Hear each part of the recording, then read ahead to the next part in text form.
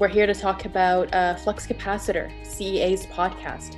Why don't you tell us a little bit more about that podcast, how it started, and why did you decide to call it Flux Capacitor? That's an interesting name. Yeah, no, it was, over the years, I've had many conversations about the future of energy, about the future of electricity, about what the industry could look like, what role policy plays in determining our future, what future technologies are going to look like. And, this is at every conference or meeting with members, colleagues, and stakeholders. I wanted to look at using a podcast as an opportunity to have some of those conversations about the future and share them with a broader audience. And so, the Flux Capacitor was a piece of technology in the 1985 time travel film or series of films called Back to the Future. And although it's described as the thing that makes time travel possible, the precise mechanism and how it works is never explained in the movie, and I never explained it in the podcast. But the concept of let's step into another period of time and then try and describe what that future would look like, I thought would be very apt for a conversation about the future of electricity. What are a few messages that you really want to get across with this podcast? I'm referencing a movie from 1985 when talking about the future.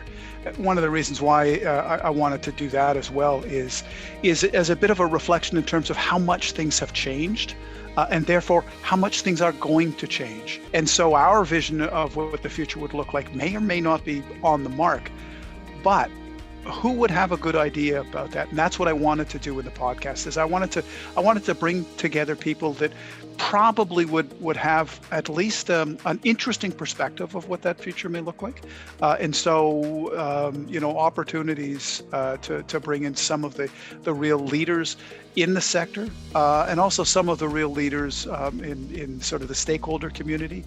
All of these people would have a pretty good take on the future because it'll be grounded in a clear understanding of what the present looks like. I think those people that are very invested in the present and the future are certainly people that we'd want to listen to in terms of what their description of that future looks like. So what's next for the Flux Capacitor? What should your listeners look forward to? A series of podcasts that we're going to be putting together over the next couple of months.